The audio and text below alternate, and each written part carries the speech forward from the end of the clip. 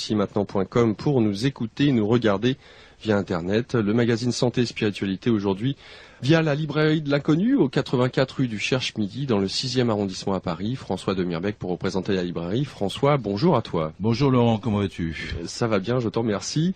Très heureux d'être là parmi nous tous, vous tous, ce soir. Oui, il y a vraiment beaucoup de monde. Plein de visages très rayonnants et qui sont venus vraiment spécialement, et certains de très loin, qui n'ont pas hésité à faire 400 km voire plus pour rencontrer, et c'est vrai, c'est la stricte vérité, pour rencontrer quelqu'un dont on est vraiment très fier d'avoir sa présence à la librairie de l'Inconnu.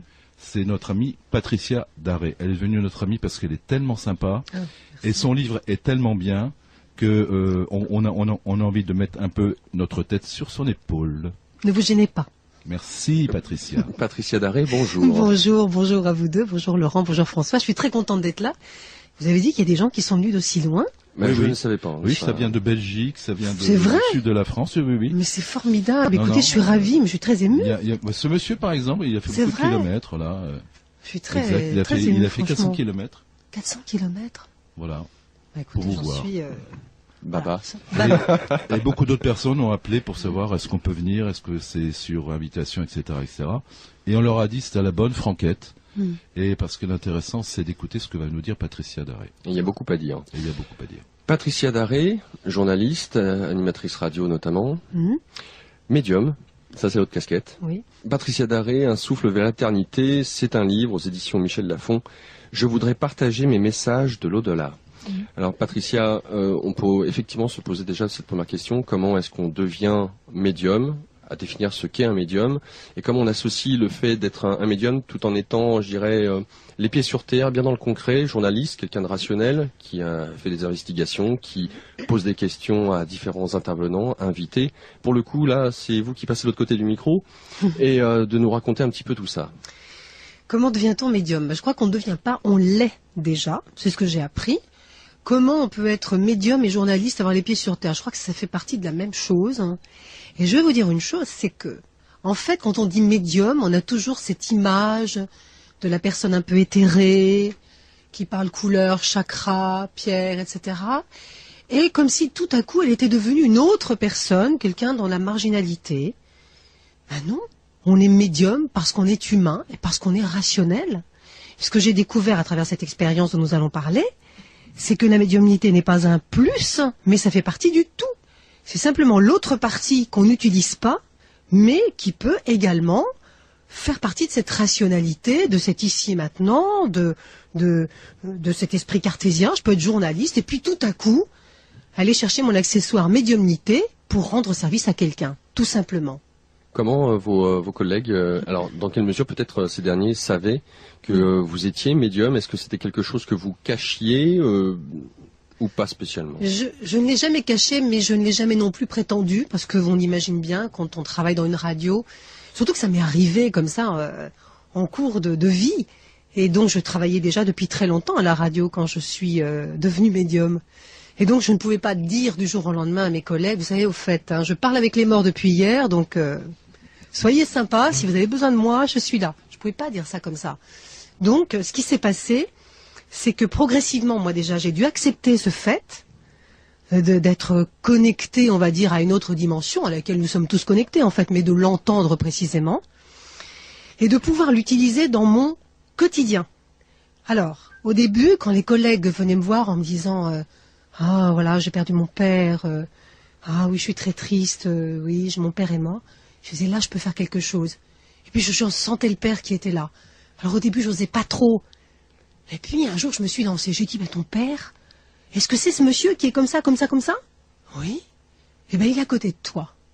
Mais comment tu sais ça? Mais comment tu vois? Eh bien, parce que je le vois. Et j'ai donné le message. Et ce collègue est allé le dire aux autres en disant, vous savez, Patricia, elle m'a dit une chose très particulière. Je ne crois pas qu'elle soit devenue folle depuis 2 jours, enfin pas plus qu'avant, parce que bon, on a quand même à se poser des questions. Et en fait, vous savez, elle m'a dit ça. Et donc les autres sont venus. Les autres. Les uns après les autres, on a dit, moi, Voilà. Et puis, plus rien. C'est-à-dire que maintenant, c'est rentré dans les mœurs. On sait qu'il se passe ça, on sait que je suis comme ça, que je peux guérir une entorse, que je peux capter un message.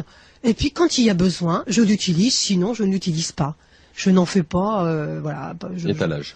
J'en fais pas étalage, ça fait partie du tout. C'est comme aller boire un café, c'est comme rendre un service. C'est un service, mais ça s'inclut dans le quotidien et dans la rationalité. Il y a une chose qui est intéressante que vous venez de dire, Patricia, c'est que on ne naît pas médium, parce que dans l'esprit des gens, on est médium, c'est-à-dire qu'on nous transmet un don de génération en génération. Vous êtes devenu médium toute seule, en fait, si j'ose dire, avec une hiérarchie dont vous allez nous parler. Ça s'est déclenché comment? Ah, ça s'est déclenché d'une manière extrêmement curieuse. On est en 1995. Mon fils vient de naître. J'en suis heureuse parce que depuis 8 ans, j'essaie d'avoir un bébé. C'est une galère totale. Et puis enfin, voilà, mon fils naît, je suis mariée, je suis heureuse et je me dis, j'ai tout. Je fais ce que j'ai envie de faire. J'ai un enfant, ça y est. Je suis heureuse, c'est bon. Et cette nuit-là, c'était en septembre, hein, cette nuit-là, alors que je vais me coucher, que j'essaie de dormir, que je somnole, mon mari lui est endormi, j'ai cette voix qui arrive dans mon oreille droite. Mais une voix masculine, forte, autoritaire mais aimante, hein, je veux dire pas autoritaire, ferme, hein, qui me dit, bon, maintenant lève-toi, prends un papier et écris. Et je me dis, qu'est-ce qui m'arrive? J'ai la berlue. Tout à l'heure, je disais hors antenne, pour expliquer à François, j'ai cru que j'avais mangé des champignons et que j'avais des espèces d'effets hallucinogènes. Qu'est-ce qui m'arrive? Donc, j'ai un baby blues qui tourne mal, je suis fatiguée, je fais une déprime. Ça raccroche la rationalité, oui. Voilà, c'est ça, voilà. Ou alors, pire, je deviens schizophrène. C'est-à-dire que j'ai eu un bébé maintenant. Ben ça m'a provoqué un bouleversement et je suis schizo. Voilà, je suis schizo. Et donc c'est une catastrophe. Mais peut-être que cette voix ne va pas revenir. Donc on va vite essayer de se rendormir. Je me remets sous la couette et j'essaie, vous savez, on se bouge pratiquement les oreilles, on dit voilà, maintenant je dors. Et la voix revient, elle me dit mais il me semble t'avoir dit de te lever, de prendre un papier et un crayon. Et je dis là c'est pas possible. Donc je réveille mon mari, je lui dis tu m'as parlé. Il me dit pas du tout, je dormais. Et ça commence à me poser problème. Je dis, elle va revenir. Forcément, elle va revenir. Donc, qu'est-ce que je fais? Bêtement, en pleine nuit, il est 3 heures du mat. Je me lève, je vais dans mon petit bureau. Je prends un papier, je prends un crayon et j'attends. Et je me dis, je suis stupide de faire ça. C'est idiot. Je fais un truc idiot. Donc, je suis folle. Et ma main se met évidemment à parcourir le papier. Ma main part, elle écrit. Elle écrit, mais mon cerveau ne pense pas. Et je me dis, comment ma main peut écrire puisque mon cerveau ne pense pas? Ma main écrit des choses que je ne comprends pas. Des espèces de mots. Ils sont tous collés les uns aux autres. Ces grosses lettres que je dois déchiffrer. 1 page, 2 pages, 3 pages. Pouf, ma main arrête d'écrire. Mon crayon tombe. Et là, je me mets à déchiffrer. Et je lis. Je dis, voilà, maintenant, c'est fait. Tu es connecté à l'autre dimension. C'était prévu, tu le savais. C'est arrivé. Évidemment, nous allons travailler ensemble. Évidemment, nous viendrons quand cela sera nécessaire, mais pas quand tu le voudras. Inutile de nous appeler à tout bout de champ. Évidemment, il est question que tu ne fasses pas payer, tu ne feras pas commerce de tout ce qui te sera dit, de tout ce que tu transmettras dans les messages, avec l'au-delà. Tu ne manipuleras pas les esprits, tu restes là où tu es, tu continues ta vie, tu as juste maintenant cette fonction supplémentaire, comme c'était prévu. Et ce comme c'était prévu, je dis, mais qui a prévu quoi? Moi, j'ai jamais rien prévu de la sorte. Qu'est-ce que c'est que ce truc? Donc, je mets mon papier dans le tiroir, je retourne au lit, je ne dors pas. Et au petit matin, je me lève et je me dis, qu'est-ce que je fais? J'en parle à mon mari. Non, c'est pas possible, je peux pas dire ça, parce que là, vraiment, il va s'inquiéter. Donc, je vais prendre un rendez-vous chez un psy tout de suite, mais tout de suite, c'est très urgent. Et je téléphone, je me souviens, sur le premier nom de la liste. Je connais pas de psy, j'ai jamais fréquenté, donc je dis, je les connais pas, je vais prendre celui-là. Je téléphone, il me faut un rendez-vous très très vite. La secrétaire me dit, écoutez, ce matin, il y a une place à 10 heures, venez. Et je pars chez le psy avec ma feuille. Et lorsque j'arrive, évidemment, il me regarde, mais qu'est-ce qui se passe? Je dis, voilà, je crois que je suis schizophrène. Oui. Depuis quand? Depuis cette nuit. Il me dit, mais attendez, c'est pas en une nuit, ça se passe pas comme ça. Qu'est-ce qui vous est arrivé? Ben voilà. Alors, il m'a dit, lève-toi, prends un papier, voilà, il a écrit ça. Et il me regarde, mais qu'est-ce que vous me racontez? Qu'est-ce que c'est que vous me racontez? Là, je comprends pas. Montrez-moi, c'est quoi ça? Ça, c'est ma main, elle a écrit, ils m'ont dit. Puis, d'un seul coup, je me rends compte que je parle au pluriel. Ils m'ont dit. Il me dit, vous me dites que c'est une voix, et vous me dites qu'ils sont plusieurs. Je dis, oui, c'est bizarre. J'entends une voix, mais je sais qu'ils sont plusieurs. Mais écoutez, on va pas s'énerver. Il me dit, prenez un papier, un crayon, et puis on va voir si ça vient. Ben, je dis, non, mais attendez, ils disent que je peux pas appeler, en fait. Ben, il dit, on va voir s'ils vont venir. Et au bout de 10 minutes, La main repart sur le papier, écrit encore des textes, une feuille, 2 feuilles, et je lui dis simplement pendant que je vais le faire, si ça arrive, regardez bien si j'ai pas un problème, si c'est pas le cerveau, auscultez-moi, regardez ce qui se passe. Donc il regarde, je vois, il est attentif, il regarde la feuille, il me regarde, et puis après je dis voilà, c'est fini. Et alors un gribouillis, parce que c'est pas, je sais pas ce que c'est que ces mots, il faut les déchiffrer ensuite. Et on les déchiffre. Et ce texte parle de lui, le psychiatre que je ne connais pas. Et ça parle de ce qu'il fait, ça parle de ce qu'il a connu, ça parle de ce qu'il va connaître. À quoi il faut qu'il s'attende dans les mois qui vont venir. Il va perdre sa maman, il ne sait pas encore, il faut qu'il s'y prépare, ça sera moins difficile et tout. Il me regarde éberlué. Et là, il me dit la chose la plus étonnante. Pour un psychiatre, il me dit, comment vous faites ça? Si vous ne me savez pas me le dire, il me dit, je ne sais pas vous dire ça, mais c'est pas de mon ressort, je sais. Ça n'est pas psychiatrique, c'est vrai tout ce qui est écrit. Donc vous pouvez pas l'inventer, donc je crois que c'est de la médiumnité. La médiumnité. Et alors là me vient une image épouvantable quand il me dit médiumnité, je dis ça y est, je vais devenir Madame Irma. Je veux pas. Moi, l'image que j'ai des médiums, c'est... l'image d'Épinal. L'image, voilà, chouette sur l'épaule. Le bandeau, la tête. Ouais. Et moi, je veux pas. Je dis non, mais je suis pas médium. Médium, ça sert à quoi? Je veux pas être médium, c'est la roulotte, c'est dire des trucs, c'est dire je vois autour de vous. Je peux pas être ça, moi. Il me dit, écoutez, moi, je peux rien faire pour vous. Et en fait, je reprends évidemment ma besace et me voilà partie pour savoir ce que je vais faire de cette chose-là. Parce que, ok, je suis médium, d'accord, je reçois des choses, mais ça sert à quoi? À dire aux gens leur avenir? M'intéresse pas tellement, hein. Moi, j'ai autre chose à faire. J'ai un bébé qui est tout petit, j'ai un travail, j'ai autre chose à faire. Donc, qu'est-ce que c'est qu'être médium? Je vais commencer à chercher. Et puis surtout, ça sert à quoi? Il faut que ça serve à quelque chose de précis. Il faut être pragmatique. Moi, j'ai pas envie d'en faire... Évidemment, je peux pas faire de l'argent avec ça, et on le sait. J'ai pas envie, j'ai un métier. Et puis, ce médium, c'est pas un métier, je reviens là-dessus. C'est pas une profession, c'est une capacité.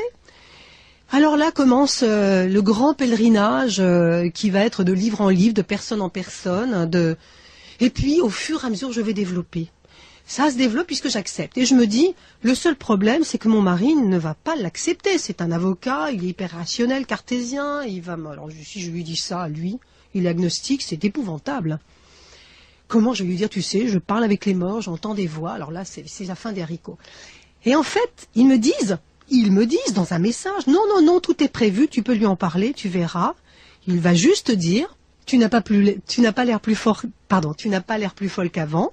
Donc, pas de problème, moi je ne demande qu'à comprendre et à ouvrir le débat.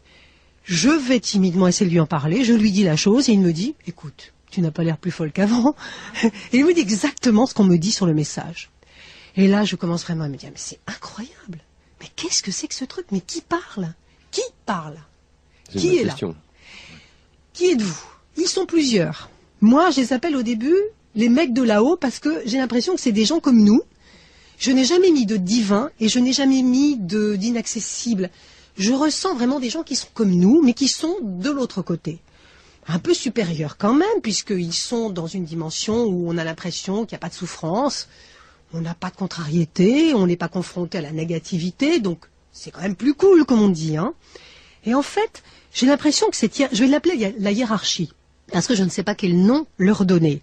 Ils sont plusieurs, c'est comme une espèce de staff, d'équipe, qui se relaient, il y a des relais, des gens qui changent, des gens qui viennent, des gens qui vont, qui sont là pour travailler avec nous, pour me dire ce qu'il faut dire, pour me faire faire ce qu'il faut faire. Et voilà. Et moi je dis, mais pourquoi vous me faites faire tout ça? J'ai pas compris. Ils me disent, mais c'était dans le contrat. Quel contrat? Mais c'est comme si, ce qui est étonnant, c'est qu'il vous dit ça comme si il s'étonne eux-mêmes que vous ne vous souveniez pas. Oui, il s'étonne que je me souvienne pas, parce qu'il pense qu'à partir du moment où je vais entendre la voix et avoir le message, ça va me revenir. Bah oui. Il me dit, ça ne te revient pas. Mais non, je me souviens pas. C'était avant de venir. Ça fait partie du contrat. Alors, ils vont toujours utiliser des mots qui me parlent. Puisque je ne suis pas dans le langage ésotérique. Je ne suis pas dans le langage religieux. Je suis laïque. Je suis pas catho. Je suis pas du tout religieuse. J'ai pas d'icône. J'ai pas de Jésus. J'ai pas la Sainte Vierge. J'ai pas Bouddha. J'ai rien. Je suis laïque. J'ai pas. Donc, ils vont me parler avec un langage qui me parle. Donc, ils me disent, c'est un contrat. Tu as un contrat. Tu as dit que tu revenais et qu'à ce moment-là, eh bien, tu commençais à développer, à reprendre tes possibilités, à les développer. De la naissance ou ça... Avant la naissance. Avant la naissance. Voilà. En fin de compte, il m'explique que lorsqu'on vient, ça me permet d'en parler, avant de naître, on a de l'autre côté comme une espèce de deal. Excusez-moi les termes, hein, je vais employer des termes qui sont pas du tout très laïques. Je suis très laïque et si certains sont un peu choqués, je m'en excuse, hein, parce que c'est vrai que j'ai des termes laïques et je suis très imagée dans mon langage. Hein. Donc, ils me disent, voilà, on fait un contrat avant de venir en fonction de ce qu'on a à faire. Voilà. On nous explique que la Terre, c'est le passage le plus difficile parce qu'on est tous mélangés, que dans les autres dimensions, on n'est pas tous mélangés, donc c'est plus facile. Et on va dire, si on passe par ici, on prend plus de points. Oui, vu que les difficultés sont plus grandes, on grandit Exactement. plus vite. Le handicap est majeur, donc on prend plus de points pour évoluer. Seulement, voilà, dans ce contrat, lorsqu'on vient, on est libre de faire ce qu'on veut. Sauf que, il y a des marqueurs dans cette vie, il y a des bornes inéluctables. Des balises, obligatoires. Obligatoires. Si on ne se souvient pas, alors on nous dit tout ça avant, voilà, donc tu vas faire ça. Je dis oui, je vais faire ça, ça et ça. À 38 ans, vous allez me réveiller, à ce moment-là, je redeviens un médium. Et puis ensuite, je parle de vous, là-haut, je parle de ici. Voilà. Bon, on se met d'accord, je signe le contrat, je nais, je choisis mes parents. Et je choisis évidemment, comme disait l'autre, Maxime Le Forestier, il disait que c'était pas vrai, mais en fait, dans la chanson, on choisit ses parents, on choisit sa famille. Et on l'a choisi en fonction de sa vibration. C'est-à-dire qu'on va choisir une famille avec une généalogie qui correspond à sa vibration et une génétique qui correspond à sa vibration. On peut choisir des gens qu'on aime bien déjà pour revenir avec eux sur Terre, en groupe, mais on peut très bien choisir aussi des inconnus, ça dépend ce qu'on veut faire et comment on veut évoluer. Et en fin de compte, lorsqu'on arrive, on ne se souvient plus de tout ça. Il faut retrouver, c'est un jeu de piste. Et eux, derrière, sont derrière nous pour nous remettre sur la voie, en disant, bon, on va la laisser vivre, et puis quand arrivera le moment de la balise inéluctable, si elle ne se remet pas dedans, on va la pousser un petit peu, on va la pousser un peu plus, et un peu plus violemment, c'est ce qui se passe pour nous tous, s'ils ne comprennent pas, si elle ne comprend pas ce qu'elle a à faire. Voilà ce qui se passe. Donc, j'ai 38 ans, je viens d'avoir un enfant, la vie est très belle, sauf que moi je pense plus être médium. Je ne lis pas là-dessus, je ne m'intéresse pas au sujet, et il commence à s'inquiéter. Donc, la nuit, qu'est-ce qui se passe? Quelqu'un vient me dire, oh, maintenant tu te lèves, tu prends un papier, tu écris. Il est temps de te reconnecter avec ce que tu étais venu faire. Parce que c'est ça, en fait. Mais alors, comment peut-on expliquer, est-ce que vous avez posé cette question, 38 ans, la balise, ça y est, elle est obligée de passer par là, oui. Mais que vous ayez entendu cette voix aussi distinctement que je peux utiliser la mienne là maintenant pour vous parler, alors que ce n'a pas été apparemment le cas précédemment? Parce que avant, il n'y avait pas de grande balise, en fait. Avant, j'ai fait ce que je voulais, mais ce qui m'explique, c'est que j'ai fait assez bien le parcours. Il n'y avait pas de moment déterminant. Le moment déterminant, c'était 1995, parce qu'on était à 5 ans de l'an 2000, où on commençait vraiment à se mettre dans un autre état de conscience. Maintenant, on est en 2012, c'est pire. Là, on est vraiment dans ce qu'il faut faire, dans ce qu'on doit faire. Mais en fait, avant, on m'a dit que c'était beaucoup plus... Je me débrouillais pas mal. Il n'y avait pas de balise inéluctable. Celle-là, on a attendu que mon fils naisse. Et 2 mois après, c'était maintenant, voilà, t'as tout ce que tu veux, t'es contente, alors maintenant on va bosser. Maintenant, au boulot. T'es venu pour ça, t'es pas venu pour parader dans ta petite vie, petite bourgeoise de province. On arrête ça, maintenant on bosse. C'était ça un peu. Hein. Alors, est-ce que vous avez l'impression que la hiérarchie, comme vous les appelez, ont été dans une vie antérieure des humains? Alors pas tous. Il y a ceux, effectivement, il y en a à qui je parle, quand je dis par exemple, quand on vient me parler en me disant demain tu dois être là, il faut que là tu ailles là, et je dis, je suis fatiguée. Et je sens que certains esprits forment un grand point d'interrogation. Fatiguée, c'est quoi? Je suis crevée, je suis fatiguée, laissez-moi, je suis fatiguée, j'ai envie de dormir. Dormir? Fatiguée? Bon. Et je dis, bon, alors, je comprends que ce n'est pas qu'ils sont impitoyables, c'est simplement qu'ils ne savent pas ce que ça veut dire, la fatigue physique. Il n'y a pas le physique. Donc certains esprits qui me parlent n'ont pas le sens du physique, de la fatigue physique. Fatigués ne savent pas ce que ça veut dire. Donc jamais incarné. Jamais incarné. Certains ne sont jamais incarnés. Alors là, ce qui s'est passé à une certaine époque, comme j'en avais marre de parler à des gens qui n'étaient toujours très loin de moi et qui n'étaient jamais fatigués, donc je disais, je veux parler à quelqu'un qui me comprenne, vraiment qui soit venu sur Terre. Et là est arrivé, on est en 96, une entité qui s'appelle Jean de Grasse. Et lui dit avoir été prieur et qu'il est déjà passé. Et il dit, oui, moi je sais ce que tu veux dire. Je te comprends. Et ne serait-ce qu'être comprise par lui, ça m'a aidé à continuer. Il me dit, je te comprends, mais tu peux le faire. Tu récupéreras, ne t'inquiète pas. Moi, j'ai été fatiguée autrefois, j'ai vécu sur Terre. Voilà. Et donc, pendant quelque temps, j'ai travaillé beaucoup avec lui parce que j'étais fatiguée, en fait.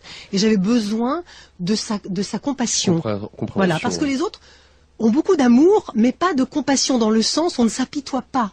On doit faire, donc il n'y a pas d'apitoiement. Tu vas faire. Et si je dis oui, mais j'ai pas envie, souvent j'ai pas envie aussi. J'ai pas envie, mais si, il faut le faire. Voilà. Il n'y a pas de je te comprends, mais oui ma belle. Non, non, c'est plutôt je te botte le derrière pour que tu avances parce que tu es là pour ça. Hein. Ça c'est. D'un autre côté, il y a quelque chose qui m'interpelle, c'est que dans les premiers messages, avant même que vous puissiez en parler à votre mari, justement, la hiérarchie vous dit exactement les propos qu'a tenus votre mari. Oui. Laisse la question du libre arbitre. Comment ont-ils su, non pas des événements là, des paroles, exactement celles que votre mari a dit. La question du libre arbitre se pose. Ben oui, en fait, compte la question du libre arbitre, c'est-à-dire qu'ils me disent qu'ils ont prévu que ma vie a été choisie en fonction de ce compagnon-là, de ce mari-là, pour pouvoir accéder justement à cette capacité sans qu'il y ait de fracture. Donc, j'ai l'impression que de toute façon, j'ai l'impression que tout ce que je vis et tout ce que j'ai vécu a déjà été vécu. C'est là qu'intervient la notion de temps. Ce temps qui n'existe pas. Le passé, le présent, le futur, tout est mélangé. Et j'ai la sensation, quelquefois quand ils me parlent, ils me disent des choses qui vont se passer, quelquefois des choses qui se sont passées, comme s'il y avait une confusion de temps. Ils savent le scénario, et quand quelquefois je dis, mais comment vous savez ça? Parce que tu l'as écrit, me disent-ils. Parce que tu l'as dit, tu l'as écrit. C'est prévu. C'est prévu. Donc, à la limite, la phrase de mon mari était prévu. Donc je pouvais continuer. Ce qui veut dire aussi que le mot qui tue et le mot qui fait vivre, c'est prévu. Même dans notre libre arbitre. Eux, ils prennent en compte le libre arbitre. C'est-à-dire que nous avons le choix toujours entre un chemin petit a, un chemin petit b. Eux, ils prennent en considération les deux chemins. Nous, on a la liberté, mais eux, ils ont déjà pris en considération les deux possibilités. Ça ramène au film, je ne sais pas si vous l'avez vu avec Matt Damon d'ailleurs, en dehors du fait qu'il ait joué dans L'Au-delà, le film de Clint Eastwood, il a eu l'occasion de jouer dans le film L'Agence. Vous l'avez vu ce film-là? Ah oui, il me semble que je l'ai vu, oui. Il me semble que je l'ai vu. Qui met en avant justement la notion du libre arbitre, où il est président, il veut faire sa campagne présidentielle. Exact. Et de voir que ces anges à chapeau ont devant eux une espèce d'écran d'ordinateur, un iPad, et ils voient les différents choix potentiels. Exactement. Et ils savent à l'avance quel sera. Ce qui se passe après l'autre choix.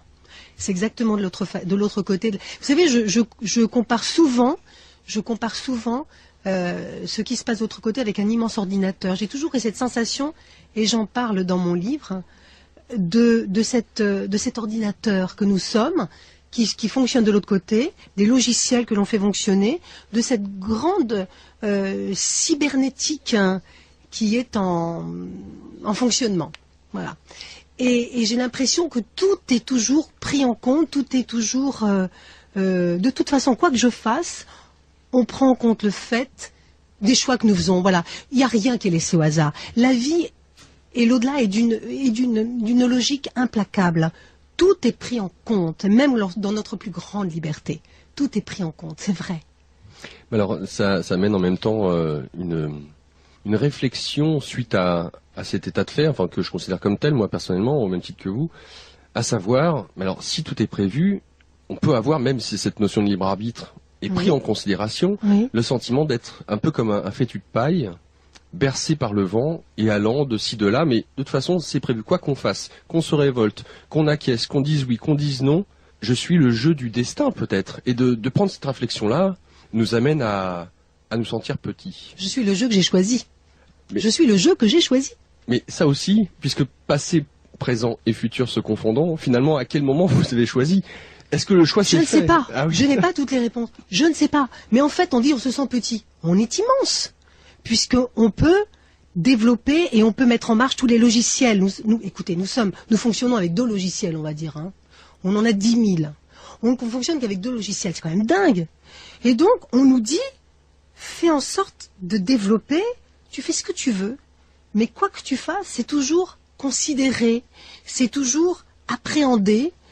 Pourquoi? Alors, nous, on se dit, oui, mais alors, j'ai pas de choix. Si, je l'ai écrit, donc je l'ai choisi. Je peux toujours remanier le scénario. Je peux aussi dire, mais de toute façon, ce qui va se passer ne vient pas dans le néant. C'est bien considéré aussi de l'autre côté, quel que soit mon choix. Et puis, on se sent petit. Et si c'était une façon d'éprouver l'humilité, en fin de compte? Et si on n'était pas là pour être humble? Parce qu'attendez, depuis qu'à chaque fois qu'on arrive sur Terre, on se sent les dieux du monde. Et si on nous disait au fond, tu choisis bien sûr, tu peux faire fonctionner, il ne tient qu'à toi d'activer les choses, de ne pas les activer, mais en fait, sache que tout est prévu parce que tu n'es pas le dieu du monde. Tu es une possibilité d'activer le monde. Tu n'en es pas détenteur du pouvoir d'en faire ce que tu veux. Tu n'es qu'une possibilité. Nous ne sommes que des possibilités incarnées. Moi, j'avais un gros ego avant qu'il m'arrive ce truc là. Quand je dis ce truc, c'est cette aventure merveilleuse. Je suis un peu trivial. J'avais un énorme ego. Voilà, j'avais l'impression que j'étais, je travaillais à la radio, je rencontrais des stars, mais j'avais un chou comme ça. Ça m'a remis les pendules à l'heure. Ça m'a remis face à mon destin. Ça m'a montré ce que j'étais vraiment et jusqu'où je pouvais aller et surtout quelles étaient mes limites dans l'infini. C'est-à-dire que nous sommes infinis, mais nous avons des limites que nous nous posons dans l'infini. C'est-à-dire que nous ne pouvons pas tout faire. Moi, j'aurais voulu au début parler à tout le monde, pouvoir être le porte-voix de l'au-delà à tout le monde et puis guérir tout le monde. L'ego, on veut tout faire, on veut tout voir, on veut être super puissant. J'ai compris que on ne peut pas guérir tout le monde, qu'on ne peut pas faire tout ce qu'on veut, on peut juste être l'instrument du destin à un moment donné avec les gens qu'on rencontre ici et maintenant et c'est tout. Et ce livre, en fin de compte, vous allez me dire, c'est de l'ego. Non, c'est pour dire à ceux qui vont le lire, vous aussi, vous êtes comme ça. Il ne tient qu'à vous de le faire. En fait, c'est ça. Nous ne sommes que des petits instruments qui sont mis bout à bout pour faire une immense chaîne, et chaque instrument active l'autre. Nous sommes qu'une interactivation des uns et des autres qui permettent de faire fonctionner ce qu'on doit appeler l'amour, en fait, cette force. Voilà, c'est ça. On est là pour ça. Maintenant, on est loin du résultat, parce qu'il faut se débarrasser. Alors justement, puisqu'il y a aussi cette notion de programmation, d'avoir fait le choix, dans quelle mesure il serait intéressant de venir sur cette terre? Alors oui, on gagne des bons points parce que l'épreuve en question a été difficile, que j'ai grandi en conscience, etc. Sauf que, pourrait-on dire, l'humanité à l'heure actuelle est dans une situation qui pourrait être considérée comme catastrophique. On parle de la fin du monde, économique, politique, sociétale. Et puis d'un autre côté, on dit oui, mais alors c'est quand même dur de se dire j'ai programmé de naître en tant qu'handicapé, de naître africain à l'autre bout du monde et de mourir de faim et de soif. Que répondez-vous? Ah ben oui, la réponse est toute trouée, oui. On choisit de l'autre côté sa naissance. Il y a des gens alors écoutez, de l'autre côté, le corps n'existe pas. Donc, quand on est de l'autre côté, nous, avant de venir ici, on n'a pas de corps. On n'est pas incarné, donc on sait pas ce que c'est que le corps, on ne sait pas ce que c'est que la souffrance. Quand on choisit notre programme, en fait, on souffre pas. Alors on dit, bon, je vais naître comme ça. Ça correspond bien à ma vibration, à ce que je dois faire. Mais si on me retire les deux jambes, ah oui, c'est entre deux jambes, c'est encore plus intéressant. Mais quand on programme ça de l'autre côté, ça n'a pas de sens. En fait, on ressent pas la chose, on ne l'incarne pas encore. Quand on est, ça prend toute sa force et toute sa valeur puisqu'on l'incarne. Et donc arrive la souffrance avec la matière. Parce qu'en fait, quel est le handicap de cette terre? C'est d'expérimenter, si on peut appeler ça un handicap. C'est la matière. La matière, c'est le vrai handicap. On peut en parler quand on en parle de l'autre côté, quand ils en parlent de l'autre côté, même les guides aujourd'hui. Oui, fais ci, fais ça, ils n'ont pas conscience de la matière. Quand on arrive ici, on dit « Ah, mais dis donc, je suis dans un drôle de truc là, J'ai une sacrée carapace à porter maintenant, puis c'est pas fini. » Et puis ça fait mal, et puis ça fait pleurer, et puis c'est plein d'émotions, et puis quand j'expérimente quelque chose qui va pas, je suis paralysée, je suis bloquée, je suis désespérée, j'ai envie de mourir, mais qu'est-ce que c'est que ce truc? Ça s'appelle la matière. Précisément, on est là pour passer au-dessus, pour la maîtriser. Précisément, c'est la seule chose qu'on n'arrive pas à maîtriser. Parce que, au lieu d'en faire un moyen, on en fait une fin. Et c'est juste le piège dans lequel il ne faut pas tomber. La matière, c'est un moyen d'accéder. Ce n'est pas une fin.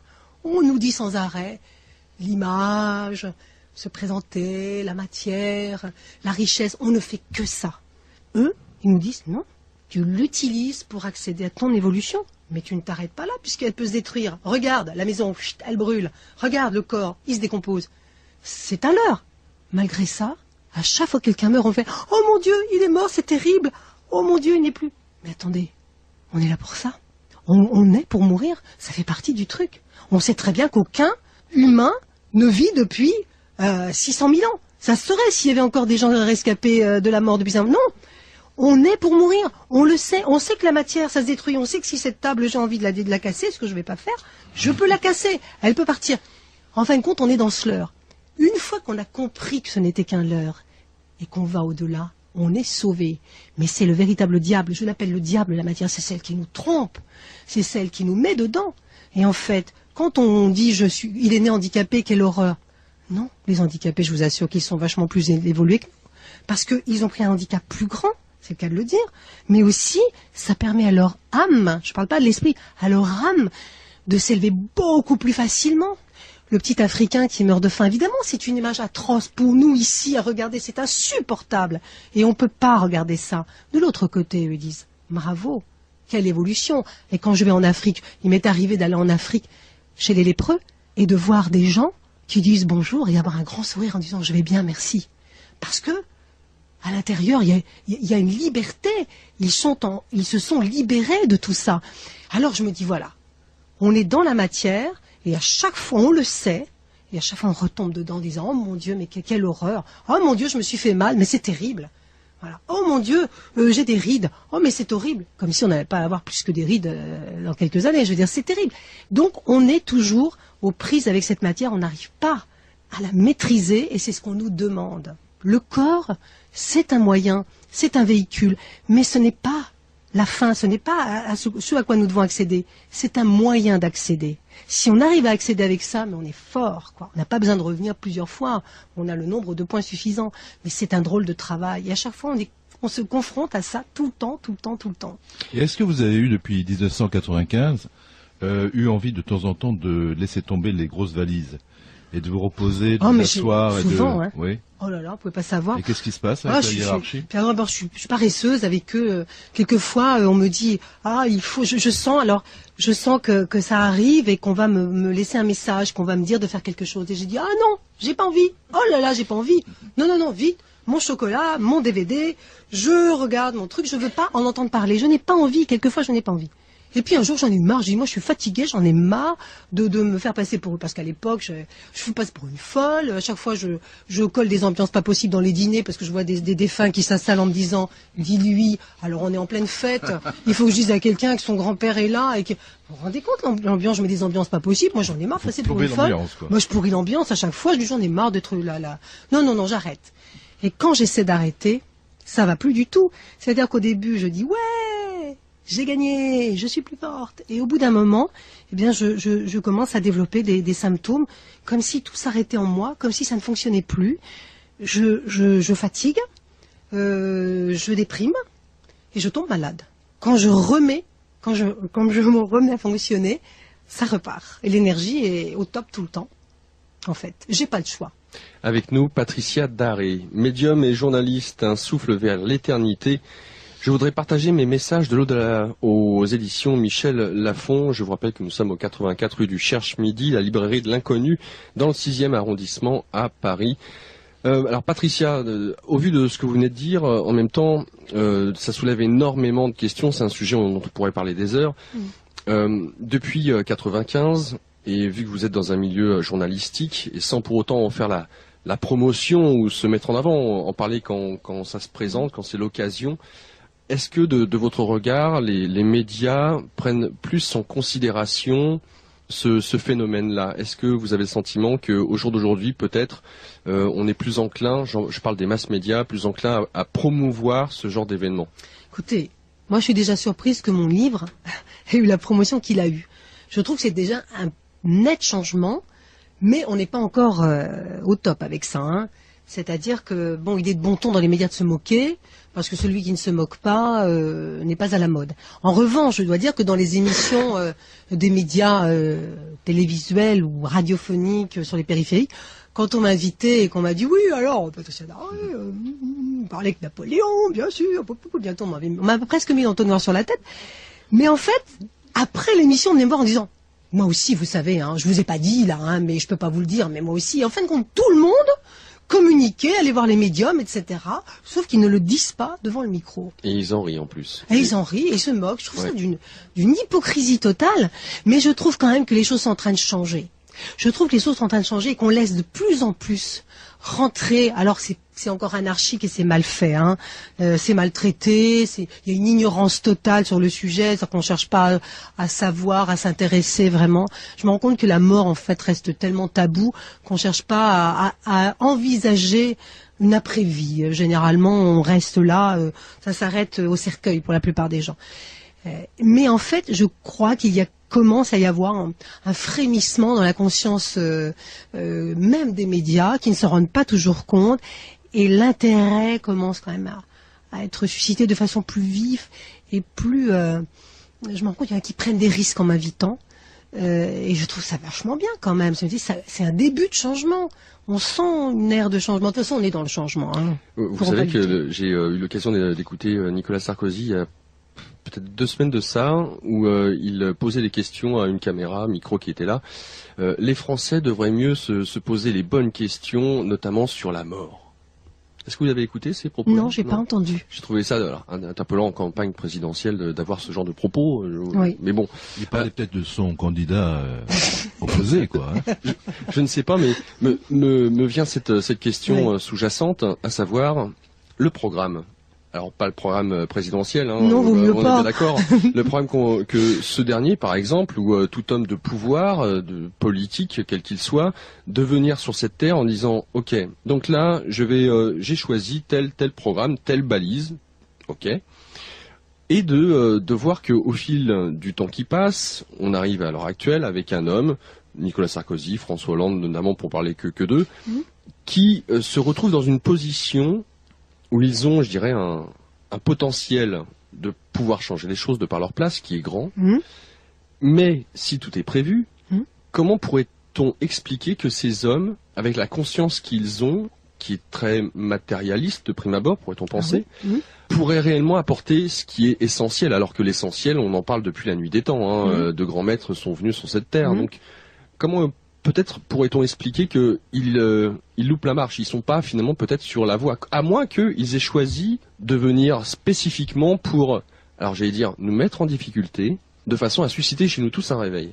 Moi, je pense qu'il y a un système matérialiste, la matière, encore une fois, ils sont prisonniers de la matière, système matériel et matérialiste qui est beaucoup plus fort que les petits hommes qu'on voit arriver sur la scène politique. Ce système a été instauré depuis la nuit des temps. C'est-à-dire qu'on a oublié que l'homme, moi je me réfère toujours à Néandertal, je suis très proche de Néandertal en fait. Vous faites beaucoup plus jeune. Hein. Parce que je trouve que lui, bon, il n'était pas dans un système. Lui, il communiquait avec ses défunts, il était chaman, il guérissait, il utilisait ses fonctions sans se poser la question. Puis ils sont arrivés, les peuples, les gens qui ont dit, on est quand même plus nombreux, il faut mettre des systèmes pour que tout le monde puisse s'y retrouver. Et le système a induit le pouvoir.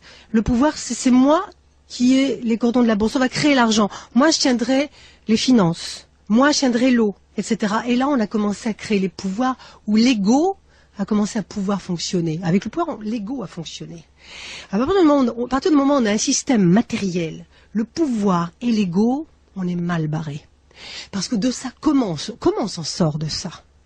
On est dans une fascination. Le pouvoir fascine, l'ego est un grand manipulateur, et nous l'avons tous en nous-mêmes. L'ego est un grand manipulateur. Il est prêt à tout pour arriver à ses fins. Et puis, l'argent, ce truc immonde. Alors quand on me dit c'est une énergie comme une autre, et je le dis parce que beaucoup de médiums sont pas d'accord avec moi, en me disant oui, vous dites l'argent, mais l'argent est une énergie comme une autre. Non, hein, c'est une énergie pas comme une autre. La preuve, c'est qu'il y en a qui en ont pas du tout, il y en a qui en meurent.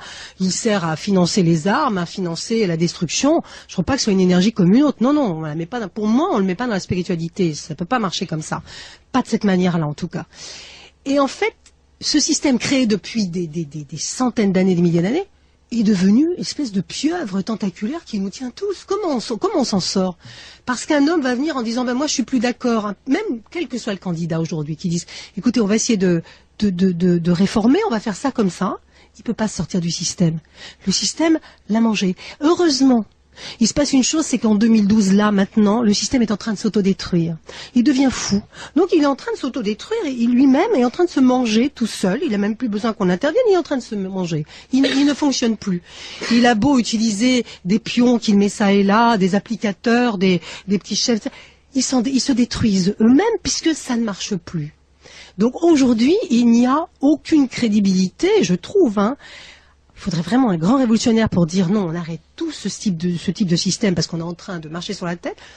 Et je pense qu'il faut attendre encore un peu parce que tout est en train de s'effondrer. Le système matérialiste est en train de s'effondrer. On est arrivé au bout du bout.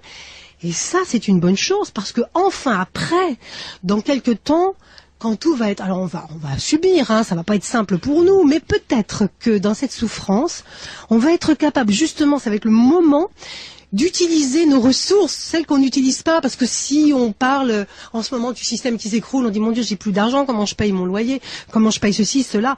Mais ça, on se sent encore les réactions du pouvoir, de l'ego et du système. Mais si on se dit, mais je suis capable de quoi, moi? Après tout, qu'est-ce que je sais faire que j'ai jamais fait? Mais je sais faire ça, je peux faire ça, et beaucoup le font maintenant. C'est l'ère du changement. On change radicalement et on commence à exercer ses propres talents. Et de plus en plus de gens le font et se mettent à faire des choses qu'ils n'avaient jamais faites et se mettent à pratiquer un nouveau style de vie personnel en faisant des choix même difficiles, mais qu'ils réussissent à faire. Et ça, je trouve que c'est le meilleur moyen de faire un pied de nez à ce système qui est en train de s'écrouler et aussi à tous ces candidats qui de toute façon ne pourront pas changer les choses. Ils ne peuvent pas. Ils sont prisonniers de la bête et la bête ne les lâche pas. Donc même s'ils réforment, allez, s'ils mettent des impôts là-dessus ou là-dessus, on sera toujours dans la même pratique puisque la pieuvre est encore là avec ses tentacules et tant qu'elle n'est pas morte, tant que tout ne s'est pas effondré, on est là-dedans. Vient cette seconde question. À savoir, tout à l'heure, vous nous avez présenté le fait que médium, nous le sommes tous. Qu'est-ce qui pourrait susciter le fait que vous avez clairaudience, clairvoyance? Qu'est-ce qui nous manquerait apparemment? Faut-il un état de conscience spécifique? Faut-il avoir des éléments particuliers, un état d'être particulier pour peut-être, pour tout à chacun, avoir la possibilité d'ouvrir ces portes-là? Il faut juste avoir confiance en soi. C'est tout bête. Pour ouvrir les portes, d'abord, je vais vous dire ce qu'il ne faut pas faire. La plupart des gens qui ont ce don, vous voyez, j'ai encore employé ce mot que je déteste, le don, comme si on était doté à la naissance, et alors toi, tu auras un don, toi, tu n'auras rien, toi, tu ne seras pas servi, voilà, non. C'est une possibilité. On comprend. Voilà, vous avez compris. Même si c'est pas beau, voilà, j'aime pas, voilà. La plupart de ceux qui sentent que cette possibilité se développer, première chose, et je les vois parce que je leur parle. Ah, je sais faire ça, j'ai pensé à m'installer. Vous installez, pourquoi faire? Pour faire de l'argent, mais c'est pas un métier. C'est pas un métier. Ça n'a jamais été un métier. Oui, alors, il y a un gros problème, c'est l'ego qui vient tout de suite derrière. Mais tout de suite, l'ego est là. Mais chez tout le monde. J'ai entendu, je vois l'ego. Vous avez vu, je vois. Ah oui, c'est bien. Moi aussi, lui aussi, elle aussi, tout le monde voit. Et en fait, c'est vraiment croire que... Moi, je pense qu'il est temps d'avoir confiance en soi et de penser, de croire que c'est naturel. Et pas que c'est quelque chose d'extraordinaire. Faut arrêter de croire qu'être médium c'est extraordinaire. On n'est pas extraordinaire du tout, c'est normal. Il est temps maintenant de reconnaître que tout ce qu'on capte et tout ce qu'on ressent, tout ce qui nous arrive, tous les signes qui sont donnés, toutes les choses les plus extraordinaires que vous pouvez vivre dans votre vie quotidienne avec l'au-delà, c'est normal. C'est normal. C'est ne pas y croire qui n'est pas normal. C'est ne pas avoir confiance en soi. C'est ne pas croire qu'on peut être capable de le faire qui n'est pas normal. Nous sommes des êtres formidables. On est des êtres capables de tout. Mais normalement, pourquoi on est tous sur Terre? Mais on est tous sur Terre pour s'entraider. Qui médium? Qui va soigner? Qui va savoir faire ça? On devrait pouvoir échanger sans faire rentrer l'argent. Mais écoutez, je vais vous dire un truc, c'est terrible. Là, excusez-moi, je suis un peu débridée, ça faut vous habituer à ça, parce que ça part un peu dans tous les sens.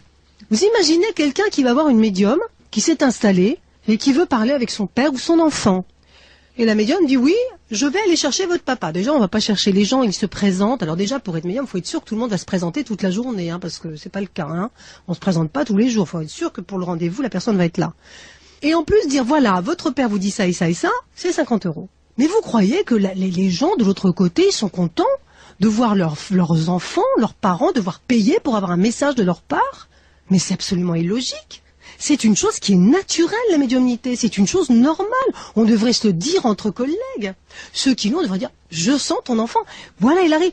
Je sens qu'il est comme ça. Mais on échange. C'est comme c'est un procédé d'échange, de partage. Partage, c'est un partage. Ce n'est pas un métier, c'est un partage. Il faut que maintenant, et je sais que je suis combattue beaucoup parce que les médiums me détestent en ce moment avec ça. J'entends tout à fait vos propos, mais d'un autre côté, et quand on parle alors non pas d'un don, mais par exemple dans ce même genre de vibration, de grands artistes qui font usage de leur art, qui le vendent pour toucher derrière des dividendes. Alors, en admettant qu'un artiste qui soit très connu gagne beaucoup d'argent, ce dernier, pourrait-on dire, bah, attends, c'est pas du jeu, t'as entre guillemets un don, tu fais commerce de ça, alors que tu devrais juste, voilà, pour le partage, pour l'art. Dans quelle mesure est-ce que vivre de ça au quotidien? L'artiste, il va pas vous donner des nouvelles de votre père ou de votre mère dans l'au-delà. Il chante une chanson et des fois, dont vous êtes bien gentil, hein, parce que je trouve qu'il y en a qui méritent pas ce nom-là. Non mais je mets cela de côté. De côté. Les artistes sont des gens inspirés, mais bon, ils vendent. C'est pas pareil. Un artiste travaille, il y a un travail, il y a une répétition, il y a un travail de la voix. Mais un chanteur, il va travailler sa voix, il va prendre des cours, il y a un apprentissage. Il y a un vrai apprentissage. Toute la journée, il est en travail, en répétition. Un peintre, combien de toiles combien de cours il va prendre avant de peindre? Combien d'écoles il va fréquenter, d'académies? Je sais pas dans quelle mesure Mozart a eu un travail à faire aussi. Mais bien sûr qu'il a bossé, Mozart, avec son père. Oui, ça, il avait un talent, bien sûr, mais il a vachement bossé, Mozart. Mais non, moi je suis pas d'accord avec ça. Mais par contre, moi, comment vous pouvez comparer le fait que moi je vais avoir, par exemple, je sais pas, un petit enfant qui va venir parler à sa maman, je vais dire voilà, c'est 50 €, comment je peux dire ça? Et un artiste qui a bossé toute sa journée pour enregistrer son disque, pour écrire ses paroles et tout, il va pas se faire payer? Non, ça n'a rien à voir. Ça n'a rien à voir. Si je me fais l'avocat du diable, la médium peut dire, je vous ai transmis un message, je mets le timbre sur l'enveloppe, donc je me fais payer. Je fais payer le timbre. Mais on ne met pas de timbre sur l'enveloppe, souvent. Non mais, c'est une image. Oui, en tout cas, c'est un débat qui est intéressant, mais qui pas essentiel par rapport au livre. Enfin, en tous les cas, c'est un de vos combats. Moi, c'est mon combat parce que je trouve que, vous voyez, par exemple, quand je vais vous dire un truc, quand je donne des messages aux gens comme ça, quand ça m'arrive, c'est pas tout le temps, parce que je suis pas une bonne médium en plus. Les gens pensent que je suis une super médium, je suis pas une bonne médium. Il y a des gens parmi vous qui sont vachement mieux que moi, et puis d'excellentes médiums. Mais moi, je suis celle qui dit, ça se fait pas payer. Voilà, c'est la grande différence. Mais quand je donne un message à quelqu'un, que la personne, je suis sûre que c'est vrai, me prend dans ses bras, pleure, me prend la main, m'embrasse, mais moi, je suis rechargée. Vous pouvez pas savoir comme le prix, mais il n'y a pas de prix, quoi. C'est énorme ce qu'on échange. C'est énorme ce qu'on échange, il n'y a pas de prix. C'est une plus belle énergie. Si on faisait tout ça, mais je vous assure qu'on serait vachement heureux, on serait souriant, on serait joyeux, on pleurerait plus. Et là, on doit aller voir quelqu'un qui dit, voilà, j'ai machin, truc qui vous parle, voilà. Bon, qu'est-ce que c'est que ce truc d'aller devoir faire la queue comme faire la file d'attente comme chez le médecin pour pouvoir entendre sa grand-mère ou sa mère? Non, non, non. On se rend compte. Moi, c'est dans mon travail. Moi, quand je vois ma petite Lily qui est une technicienne qui avait perdu son papa, etc., ou son fils, que je lui dis, Lily, il va bien. Il m'a dit ça et ça et ça aujourd'hui. Sur toi. Et des choses pratiques. Parce que aussi, il faut que le message, il soit pratique, hein. Parce que si c'est pour dire coucou, c'est pas suffisant. Il faut quand même qu'il y ait un message à la clé, hein. Et qu'elle me dit, ouais, c'est super, ça m'aide à vivre. Là, je repars aujourd'hui. Vous croyez pas que c'est, moi, je reçois un truc qui est formidable. Et la vie devrait être comme ça. Et on travaille joyeusement et on rit, on pense plus à pleurer. Devrait être comme ça. Je suis entièrement d'accord avec vous, hein. Si je le fais, pourquoi il le ferait pas? Mais voilà. Patricia, une bonne nouvelle, vous présentez en 2017 parce que là, vous allez pouvoir changer la société, non? Non, hein, je n'en voudrais. Mais on vote pour elle, non? Voilà, non, mais en fait, vous voyez, ça peut paraître un discours politique ou complètement utopiste, mais vive l'utopie après tout. Vive l'utopie après tout. Si c'est que du partage, moi je veux bien. Parce que si je le dis, c'est pas un truc théorique. Je suis pas en train de vous présenter un programme théorique que je n'ai pas appliqué.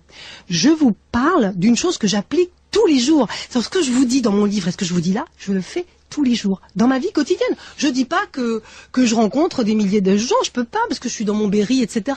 Mais si ceux qui ont cette possibilité étaient dans des lieux où ils disent la même chose, si tout le monde faisait ça, mais qu'est-ce qu'on serait heureux, mais on craindrait plus la mort. Mais on serait toujours en communication avec ceux qui sont partis. On peut le faire, c'est simple à faire. C'est hyper simple à faire. C'est juste oser. Alors justement, puisque vous parliez d'avoir confiance en soi pour pouvoir entendre ou voir, pour cela, il faut développer l'ego.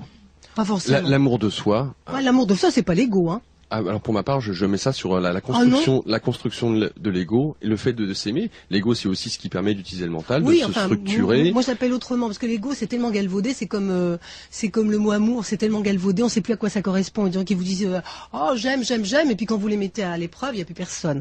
Et puis en fin de compte, l'ego, non, pour moi, l'ego, c'est un peu négatif. L'amour de soi, c'est autre chose. C'est pas l'ego. L'amour, ça passe par l'ego. Ça passe peut-être pas. Non, c'est juste se regarder, dire bon. Après tout, je peux pas aider les autres si je m'aime pas. M'aimer, ça veut dire quoi? Ça veut dire, oh mon Dieu, comme je suis belle, mon Dieu, je suis magnifique, c'est pas ça. C'est se dire, je suis aussi digne d'être sur cette terre maintenant. Je suis digne d'être là parce que je suis digne de vivre comme tout le monde, parce que j'estime faire partie de la chaîne, et que, comme vous tous qui êtes là, tous ceux qui sont autour, le monde serait quand même moins bien sans vous, quoi. Si vous êtes là, c'est qu'on a vachement besoin de vous. C'est ça l'ego, se dire. Alors, vous appelez ça l'ego, Laurent, mais en fait... Oui, je vais vous dire pourquoi, parce que comment peut-on aimer les autres si on ne s'aime pas soi-même? On peut pas aimer les autres si on s'aime pas. Alors, le fait que le terme de l'amour soit peut-être galvaudé, pour moi, je reste sur ce thème d'amour qui m'est cher, en tout cas personnellement. Hein. C'est vraiment une force, vous le mentionnez comme étant telle, une énergie qui meut l'univers dans son entier. Donc, on va dire une énergie, un flux. On se laisse porter par ce flux, c'est une chose, mais le fait d'être incarné, on a besoin de cet ego, de savoir cette identité c'est un jeu, donc si on doit gagner des points et s'identifier à ma petite personne, mais de voir au-delà de cette personne, comme vous le mentionniez à un moment donné, de dire ok, j'ai conscience que je suis là pour m'amuser, j'ai conscience que je suis juste là pour me découvrir, de voir dans quelle mesure je peux mettre en avant mon amour au service de l'ensemble. Mais s'aimer, mais ça passe par s'aimer. Bien Comment sûr, peut-on s'aimer si on n'a pas, entre guillemets, ce fameux ego? Appelez-le comme vous voulez, en fait. C'est un terme, en fait. Moi, je suis bien d'accord. Votre définition, ça me convient tout à fait. Mais c'est vrai que c'est une capacité de dire, si je veux continuer à vivre sereinement, il faut que je m'aime et que je me protège pour pouvoir mieux aimer les autres et les protéger, en fait. C'est ça passe par soi d'abord, hein. Voilà, c'est tout. Ça, c'est vrai, mais ça, je suis d'accord. C'est vraiment une question de terminologie, mais ouais, voilà. C'est vrai, c'est une question de terminologie, mais en fait... J'aimerais qu'on puisse aussi aborder ce qu'il y a de l'autre côté. Et ce qui est très intéressant à travers votre ouvrage, alors pour ma part, j'ai ce que je vous ai dit juste avant de prendre l'antenne, c'est que ce livre met en évidence à quel point nous sommes créateurs, j'entends de l'autre côté. Exemple, des parents viennent à un moment donné vous voir pour rentrer en communication avec leur fils, et ils s'attendent à ce que, notamment leur fils leur parle de Jésus, de Dieu, des anges. Et lui, mais Marie, il n'y a pas Marie, il n'y a pas Jésus. Alors. Bah oui, ça c'est le grand truc. Alors ça c'est surtout quand j'étais allée en Italie, j'avais fait quelques petites rencontres en Italie comme ça. Et c'est vrai que les Italiens sont très très catholiques. Et effectivement, quand on fait une conférence en Italie, ça passe toujours dans des monastères ou dans des lieux religieux. Et alors ça me pose toujours un gros problème parce que je ne le suis pas. Donc les prêtres sont au premier rang, les sœurs au deuxième. Et donc il faut parler de Jésus, de Marie, etc. Et moi ça me pose un gros problème. Donc effectivement, des gens me disent, voyez-vous notre fils? Et moi, j'ai le garçon qui vient, mais j'ai un ado, moi, qui arrive de l'autre côté. Il me dit, ouais, je suis là. Et il me dit, c'est ce qu'il est auprès de Jésus. Et j'entends le garçon qui fait... Excusez-moi. Pardon. Après, est-ce qu'il est auprès de Marie, alors?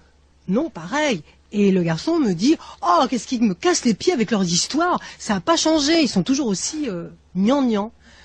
Et je dis non, mais il n'est pas auprès de Dieu. Alors bon, il me dirait, mais qu'est-ce qu'il vous dit? Il me dit, qu'est-ce qui me casse les pieds avec leur histoire? Ils sont toujours aussi gnangnan. Et elle me dit, c'est lui. Bah oui, c'est lui. C'est lui. Mais alors il ne voit pas Dieu. Sinon, mais comment se fait-il? Eux étaient des hyper catholiques, donc grande déception. On parle pas de Jésus. Moi, personne de l'autre côté m'a jamais parlé ni de Jésus, ni d'Allah, ni de Bouddha. Personne.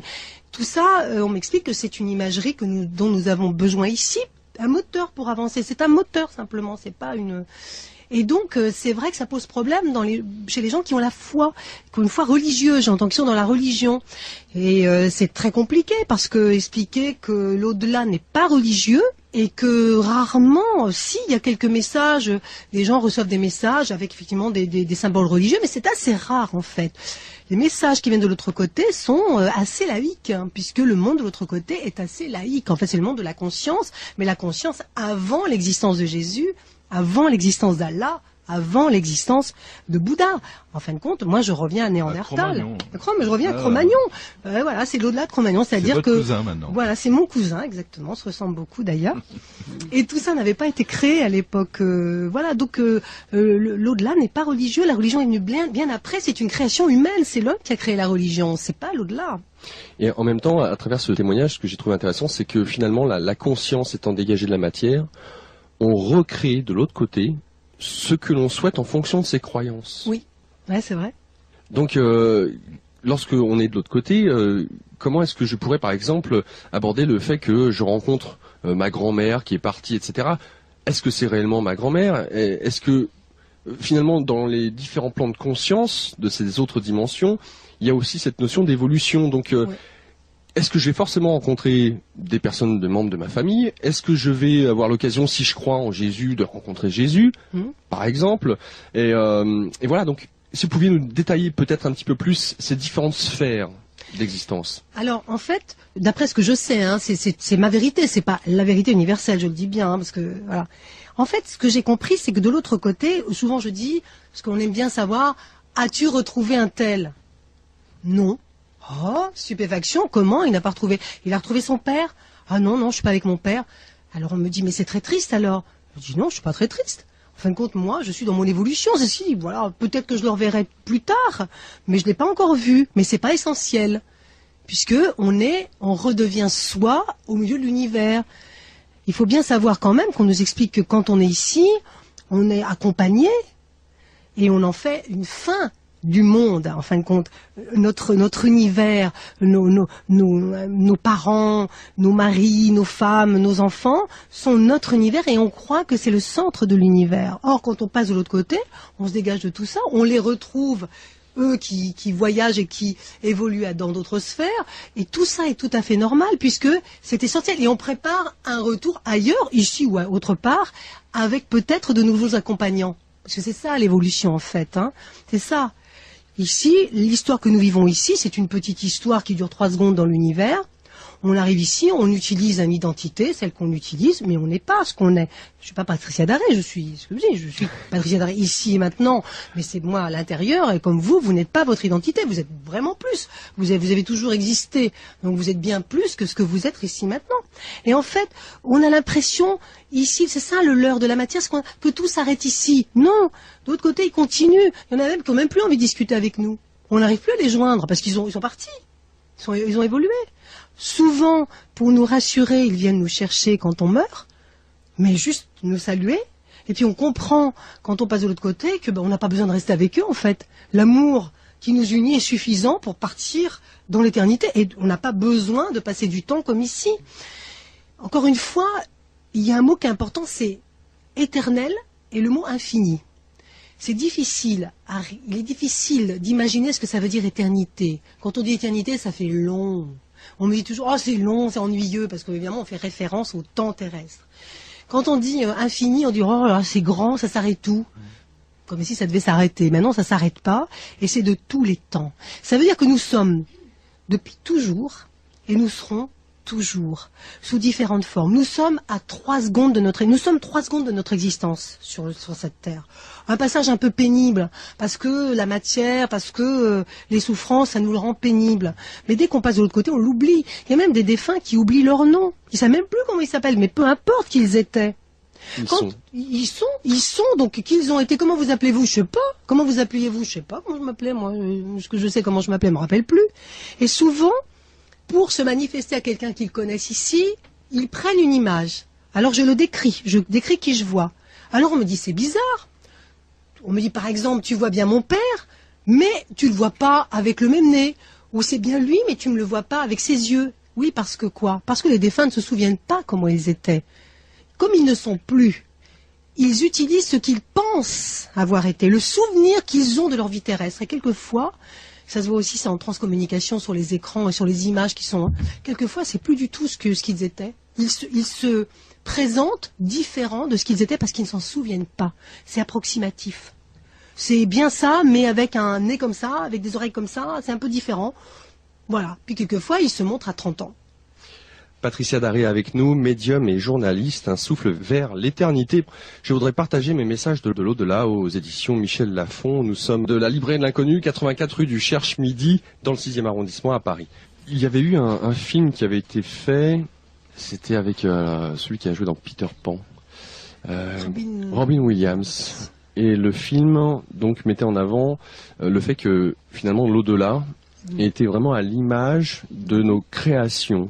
On y mettait ce que l'on voulait.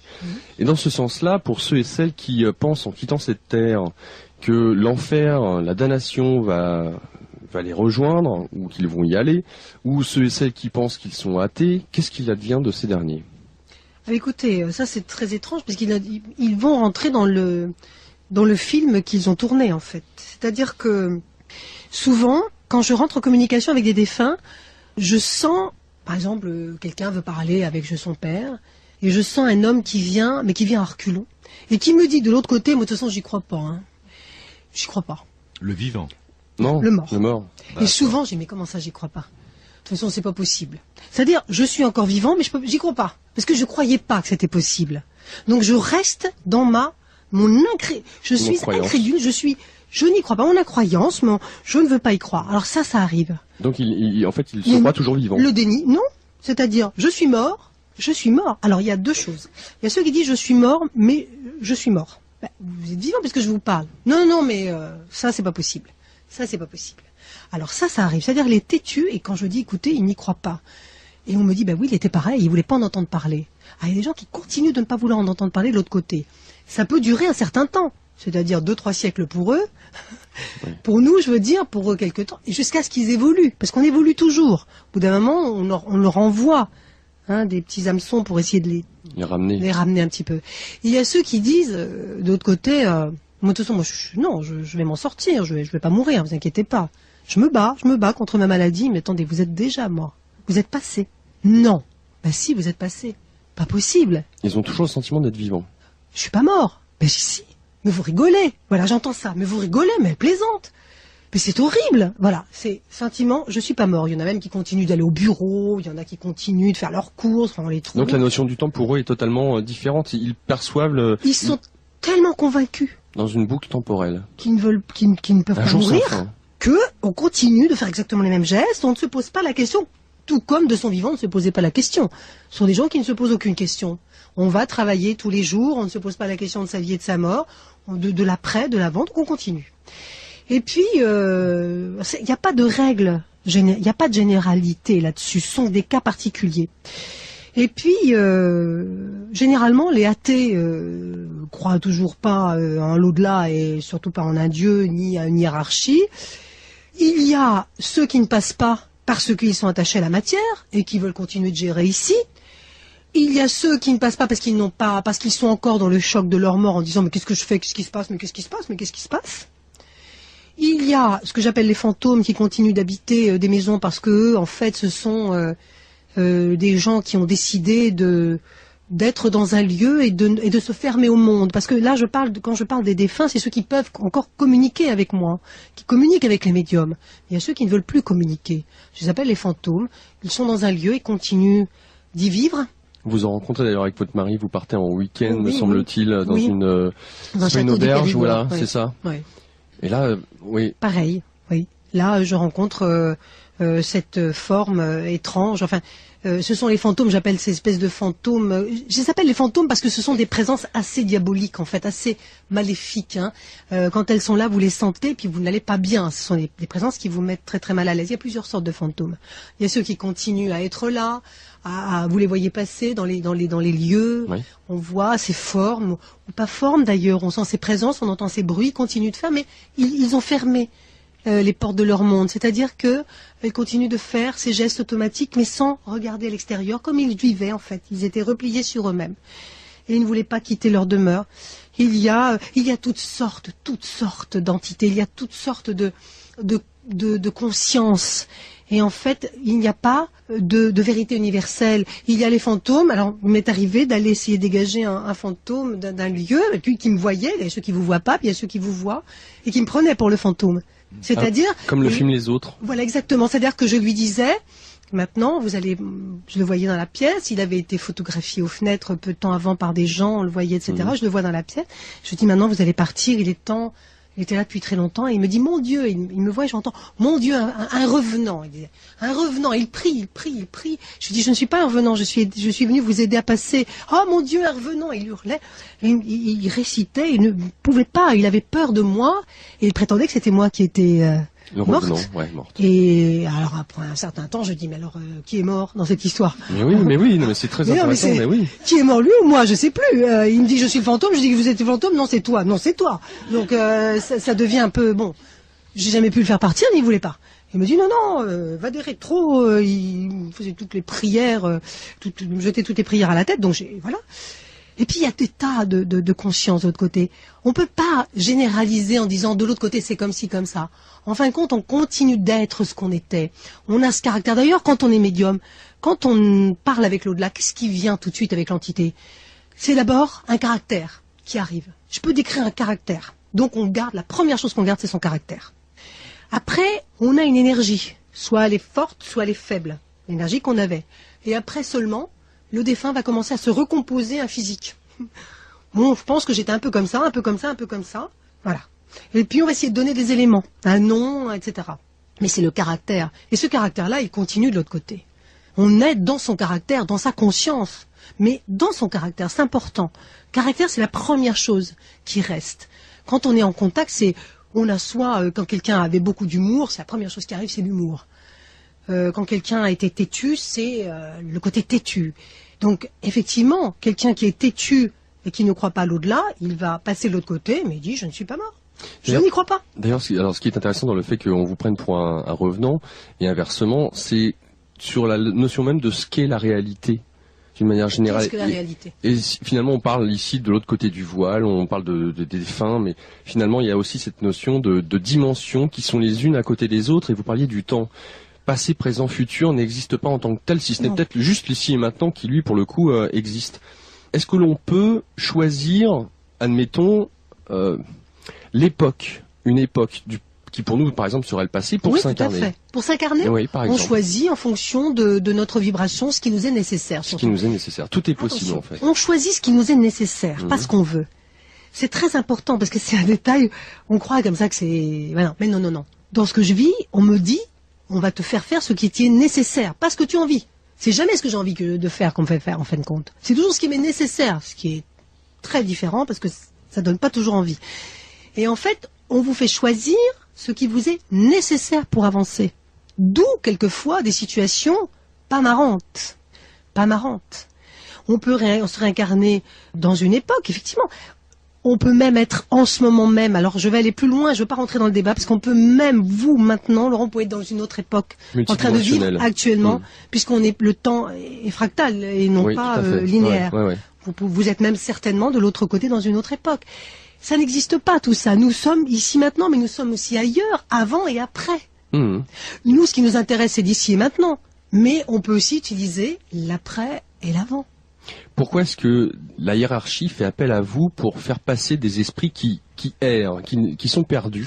Pourquoi est-ce qu'eux-mêmes ne peuvent pas intervenir? Alors voilà, c'est ce qu'on me demande souvent. On me dit, mais attendez, ils sont tellement costauds. Ben non, mais ils sont trop hauts, ils peuvent pas. Ils sont trop hauts, donc ils me disent, dis donc, toi qui es en bas, tu peux pas me le passer, là? Essaie de le soulever. Parce que c'est ça, en fait. Ils sont tellement hauts que les esprits, ici, nous sommes dans une vibration très basse. Donc, ils n'arrivent pas à se faire voir et à toucher. Ils n'ont pas la vibration correspondante. Donc moi, comme je suis plus basse, ils me disent, dis donc, tu pourrais pas, toi, intermédiaire, le passer? Oui, c'est vraiment toute une question de vibration. C'est une question vibratoire. Vous mentionnez aussi. Voilà, c'est exactement. Ils sont trop hauts, ils peuvent pas attraper. Et même, quelquefois, on ne les voit pas, l'esprit ne les voit pas. Donc il faut, pour que celui qui va passer voit cette lumière, donc voit ceux qui l'attendent, que je lui dise. Au moment où je lui dis, maintenant, vous voyez devant, vous allez voir dans quelques instants une lumière. Alors moi, je la vois déjà. Mais lui, il me dit, je vois rien. J'ai dit, si vous allez voir dans quelques instants, je la vois bien, moi. Alors si vous allez la voir. Mais il me dit, je vois rien du tout. Et alors je dis, allô, Cognac J, il voit rien du tout. Ça va durer combien de temps? Surtout que vous avez peu de temps pour le faire, ça. Exactement. J'ai très peu de temps, parce qu'après c'est dangereux. Des fenêtres. C'est ça qui est intéressant. C'est dangereux de le faire en plus. C'est un peu 15 minutes, en fait. Oui, c'est 15 minutes, parce qu'après ça devient dangereux pour moi physiquement, en fait. Et je dis, bah il voit toujours rien, alors faut faire quelque chose. Et là, on me dit, on envoie quelqu'un. Qui? Son frère. Et je dis là, qu'est-ce qu'on fait vibrer? L'amour. Son frère, c'est l'amour. Vous allez voir votre frère, regardez devant. Et là, il dit, oui, je vois mon frère. Ah, mais je vois la lumière derrière. Voilà, c'est comme ça. Donc, on utilise l'amour pour le faire avancer. Et un jour, j'ai eu le malheur, moi, de dire, on vous envoie quelqu'un, mais sans qu'on me l'ait dit. Ah oui, il n'y a personne. Et on me dit, mais on n'a personne sous la main, qu'est-ce que tu racontes? Et c'était terrible, parce qu'en fin de compte, là-dessus, il faut être extrêmement exécutant. C'est-à-dire que je ne peux prendre aucune décision. On ne peut pas dire, moi je peux même pas dire, je vais faire passer quelqu'un. Moi, il faut que je demande, et je dois le faire passer. Des fois on me dit, non, non, non, tu fais rien, merci, tu ne fais pas, c'est pas à toi de le faire, il y a d'autres gens qui vont le faire, c'est pas à toi. Ce coup-là, c'est pas pour toi. Est-ce que je peux aider cette personne? Non, non. Ah bon, pourquoi? C'est pas toi. Reste à ta place. Reste à ta place. Ne fais pas plus qu'on te demande. Pas de zèle. Donc, reste à ta place. Et un jour, je dis, vous voyez la lumière? Et le type me dit, je vois rien du tout. Et il partait pas. Et j'avais peu de temps. Je dis, bon, on vous envoie quelqu'un. Et j'entends, mais on n'a personne. Qu'est-ce que tu dis? Mais qu'est-ce qui te prend? Et ben, j'ai dit, comment je fais maintenant? Ben non, tu lui dis qu'il doit voir la lumière. Et donc, comme j'avais annoncé quelqu'un, lui, il attendait quelqu'un. C'était un micmac. J'ai eu des tas d'aventures pas très marrantes, parce que d'apprentis sorciers, en fait, ou de gens qui, voilà, j'ai compris qu'il fallait faire uniquement ce qu'on nous demandait de faire et qu'il fallait pas aller au-devant des choses et on reste à sa place. Humilité. Oui, tout à fait. De se laisser porter, ne pas prendre de décision finalement. Et pour le coup, il y a un événement qui vous est arrivé. C'est déjà d'une part, donc 95, ce dont vous est révélé à nouveau. Vous perdez peu de temps après votre mère et votre mari. Ouais. Comment vous réagissez par rapport à ça? Alors, ouais, bah, pas facile. En fait, non, ça n'était pas facile du tout. En fait, parce que je sais que mon mari, elle est passée, parce qu'on me l'avait dit dans un message en 2007. Il est mort en 2010, mais en 2007, en questionnant comme ça, j'avais dit, mais qu'est-ce qui va se passer en 2012? Et on m'avait dit, bah, tu verras, voilà, il va y avoir beaucoup de changements. Mais qu'est-ce que je vais faire, moi, en 2012, puisqu'il y aura beaucoup de changements? Il me dit, mais toi, tu vas beaucoup bouger et tu vas beaucoup parler, parce que je faisais déjà beaucoup à l'époque. Ça m'a pas beaucoup changé, ça. Tu vas beaucoup bouger, tu vas beaucoup voyager, tu auras une cause à défendre. C'était ça. Alors, cause à défendre, je me dis, c'est quoi, une cause politique? Je dis, mais je vais tout le temps voyager, mais alors, j'ai quand même une famille, et j'ai un mari. Et on me répond, il ne sera plus là. Et moi, première chose que je dis, il aura divorcé, il va me quitter. Et on me dit, non, non. Et là, j'ai compris qu'il se préparait quelque chose de grave. Et quand il m'a annoncé son cancer, je savais qu'il allait partir. Par contre, je n'avais pas prévu pour ma mère, qui est morte 3 semaines après. Et ça faisait beaucoup coup sur coup, quoi, parce que ma mère est morte de chagrin de voir partir mon mari, ça l'avait bon.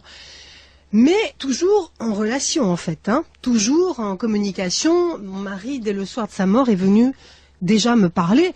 Alors il fallait que je l'aide à partir parce que lui ne voulait pas partir. Ah bon? Ah non, il voulait pas. Il était absolument. Ah, il me dit non, j'ai trop de choses à faire. Il voulait revenir et il ne voulait pas partir. Et pendant 8 mois, j'ai travaillé pour le faire passer. Il ne voulait pas lâcher parce qu'il me disait, t'as besoin de moi, je ne peux pas partir. Et je lui disais, je n'ai pas besoin de toi comme ça, j'ai besoin de toi après.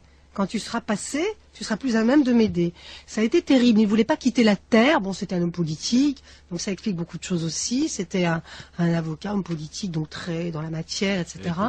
Le pouvoir, l'ego, tout ça. Bon. Et donc c'est vrai que ça abîme beaucoup quand même. Hein. On se rend compte qu'il n'y a pas beaucoup de lâcher prise dans tout ça. Donc pendant 8 mois, je l'ai aidé. Et donc j'étais tout le temps en contact avec eux. En fait, ça a été dur. L'absence est dure. On le sait, quand il y a un décès, c'est horrible l'absence parce qu'il faut... Bon, mais comme j'étais toujours en contact avec eux et que ça a été moins difficile que ça n'aurait pu être en temps, j'allais dire, normal, quoi. Mais c'est pas facile quand même parce que ça bouleverse une vie et puis c'est quand même quelque chose qui bouleverse. Nous sommes humains, nous sommes incarnés, nous sommes dans cette matière qui est quand même bouleversée. Et votre mère, alors est-ce qu'elle aussi elle a mis autant de temps à partir? Ah non, elle est partie tout de suite, elle était très contente, on avait l'impression qu'elle n'attendait que ça. Ah oui. Et en fait, quelques temps avant, mais bien des mois avant, elle m'avait dit, oh, je crois que j'ai fini mon parcours. Ça m'avait frappé. C'est une phrase qu'on ne dit pas comme ça. J'ai fini mon parcours. Et j'ai senti qu'après son décès, alors elle est partie, mais comme, comment vous dire, dans une joie, mais comme une jeune fille qui rit, vous savez, comme une espèce de joie. À chaque fois qu'elle revient, c'est joyeux, c'est gai, c'est marrant. Elle me donne beaucoup de gaieté parce qu'elle est heureuse en fait. Elle est heureuse et je la vois vraiment, je la sens heureuse. Et donc, ben voilà, il y a une espèce de... Et après, il fallait que je transmette aux autres, à mon fils. Et ça, c'est la transmission qui est difficile, parce que moi, je le ressens. Mais avec quels mots je transmets qu'ils sont bien? C'est facile à dire. Mais il faut que les gens le ressentent, il faut qu'ils trouvent la paix dans les mots que je vais dire. Donc, je leur dis, quand ils sont de l'autre côté, j'ai dit, écoutez, moi, je veux bien donner un message, mais envoyez l'énergie pour que la personne en face ressente que vous êtes là. C'est pas seulement des mots en disant il est là, il va bien, c'est pas suffisant ça. Mais envoyez l'énergie qu'elle ressente, qu'elle vous ressente. Et ça se passe assez bien comme ça. Quand ils peuvent, ils le font. Parce que ça change tout. Il y a aussi un esprit avec qui vous rentrez en communication et qui vous dit « Je serai ton fils ». Ah oui.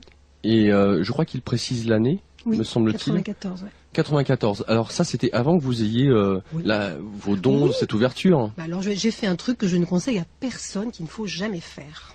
C'est une séance pour rire de spiritisme. Alors ça, il ne faut jamais le faire. Et j'ai eu de la chance, en fait, que ça soit bien passé. Il fallait dire que je devais être protégée déjà. Hein. C'était avec ma nièce, et un soir, pour rire, alors le truc bête, idiot, mais que vraiment je combats maintenant, je fais avec un Ouija que j'avais acheté. Je fais une séance de spiritisme, et on rit, évidemment, c'était pour... Et tout à coup, évidemment, le Ouija, c'est donc la table avec les lettres et les chiffres et les mots pour répondre. Hein. Et donc, la petite planchette part, signale les lettres et répond. Et je pensais que c'était ma nièce, qu'on était toutes les deux, qui faisait les mots. Ça commence par des insultes, évidemment, parce que le Ouija, les séances spiritives, c'est toujours des insultes. C'est le bas astral, c'est les esprits pas très évolués qui viennent, c'est les premiers derrière, donc ils sont pas partis.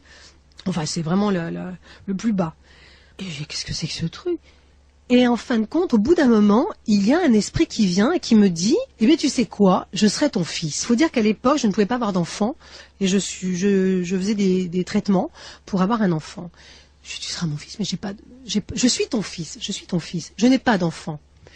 Oui, ben moi, je vais l'être. Et je viendrai en 1994. On est en 1990 ou 91.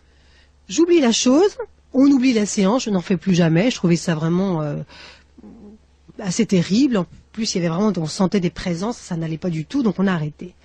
En 1994, je tombe enceinte. Et je me dis, mais alors si c'est lui, c'est bien l'esprit qui m'avait annoncé sa venue, mais c'est très embêtant, parce que si c'est lui, c'est vraiment pas quelqu'un de très lumineux. Est-ce qu'il a réussi à s'incarner ? Mais alors, s'il a réussi à s'incarner, c'est très embêtant. Et en fin de compte, j'ai fait une fausse couche. Presque aussitôt. Et mon fils est arrivé 1 an après. Comme si, effectivement, il y avait eu quelque chose de prévu en 94, cet esprit-là, probablement, ou peut-être un autre, mais cet esprit-là, qui est venu et qui n'a pas pu rester, et j'en suis très heureuse. Alors, nous avons presque à la fin de cette émission, et j'aimerais qu'on aborde 2 choses qui sont extrêmement importantes.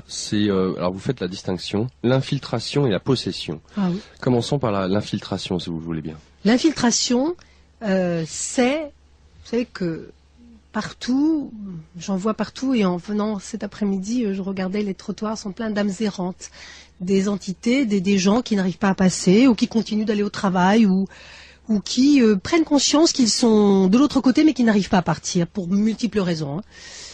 Et il y a un problème, c'est que ces âmes errantes ont besoin d'énergie pour vivre. Elles ne peuvent pas constamment errer sans énergie. Donc, soit elles trouvent des sources énergétiques dans le tellurisme, ou dans des habitations, c'est pour ça qu'on les trouve dans les habitations, où il y a l'eau, où il y a des sources de tellurisme pour pouvoir se matérialiser ou vivre. Mais quand il n'y a pas ça, il y a une excellente source, c'est nous-mêmes. Et ces entités, qui ne sont pas forcément des entités démoniaques, ce ne sont pas des entités négatives, ce sont des entités qui ont besoin d'énergie, et elles profitent d'un affaiblissement de notre corps, et donc des corps éthériques qui les entourent, une petite brèche, pour pouvoir se coller à nous.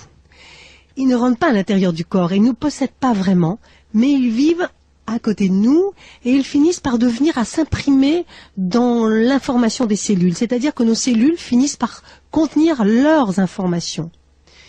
On le sent comment ? On le ressent parce qu'au bout d'un moment, ces infiltrations provoquent des symptômes qui ne sont pas à négliger. D'abord, on est très fatigué. Une fatigue terrible. Alors, faut pas croire parce qu'en ce moment on est fatigué, mais pour d'autres raisons. On a quand même des changements géomagnétiques de la Terre. Faut pas toujours. C'est pas comme un Larousse médical. Hein. Quand on regarde, on a toutes les maladies. Faut pas faire comme ça parce que c'est vraiment très particulier. On est très fatigué. Ensuite, on commence à ne plus récupérer de sa fatigue, à avoir de terribles angoisses, à se sentir complètement déphasé et être à côté de ses pompes. Vraiment, à côté de ses souliers, vraiment.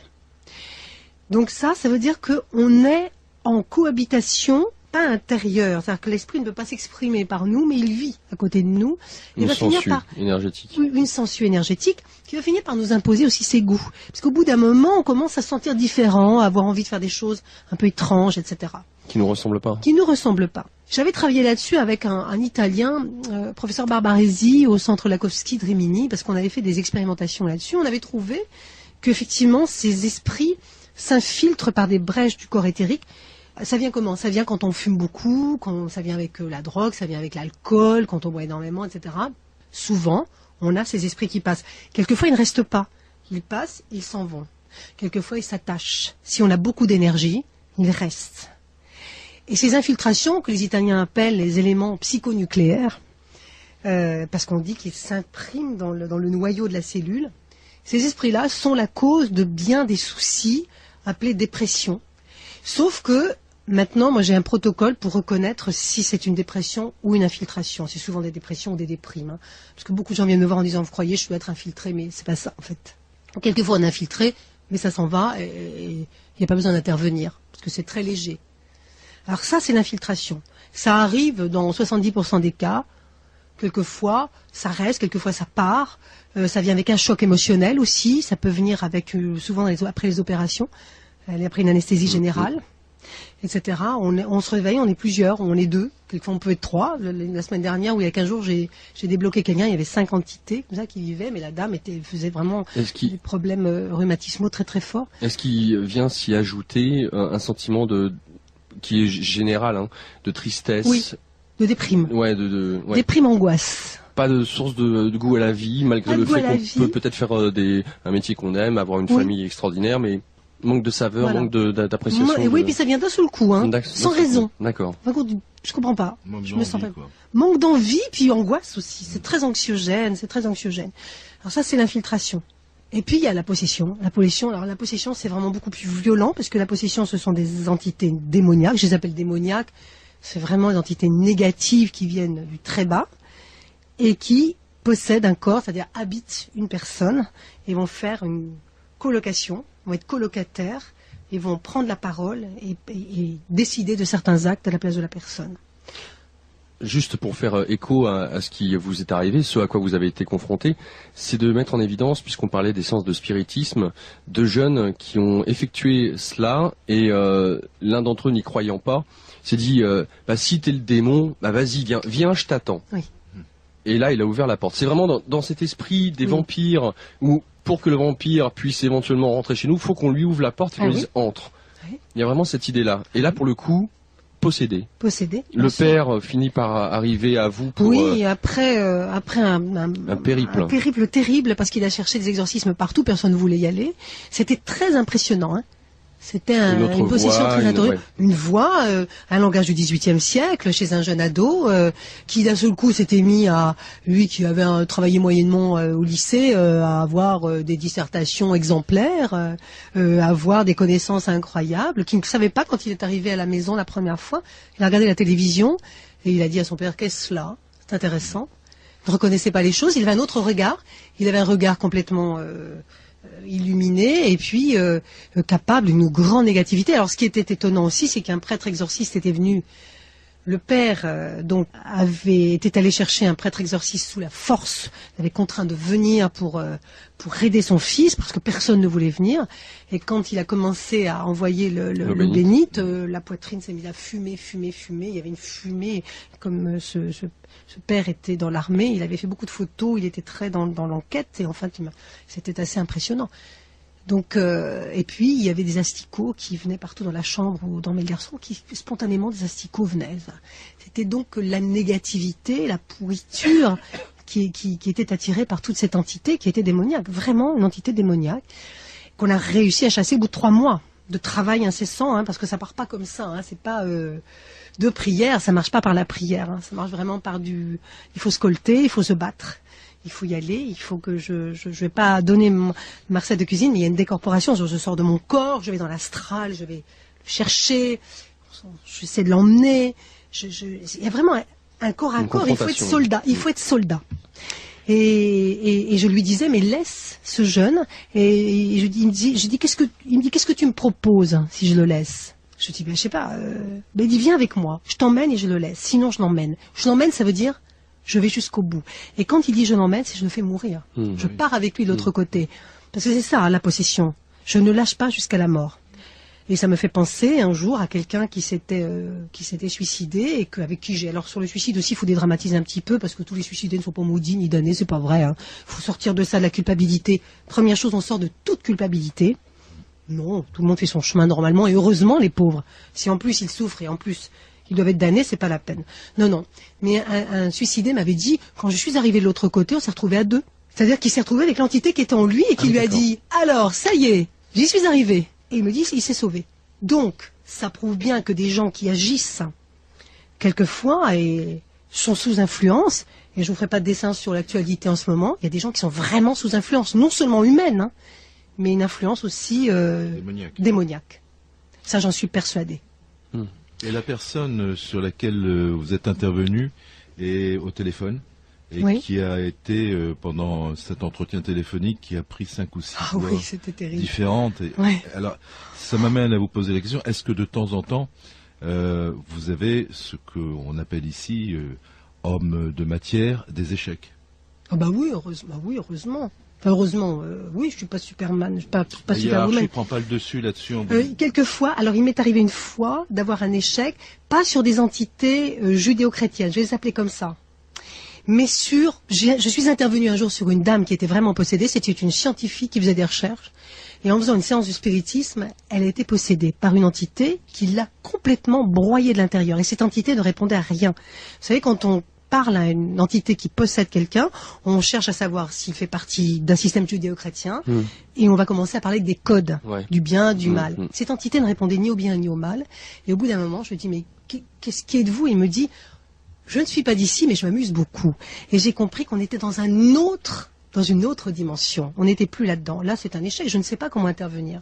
Je n'ai pas pu intervenir. Oui, j'ai eu des échecs. Et en même temps, de noter que, à travers les différentes désenvoûtements auxquels vous avez pu assister, accompagner les personnes qui étaient possédées, c'est que l'entité, généralement, même si elle est différente, vous reconnaît. Ah oui.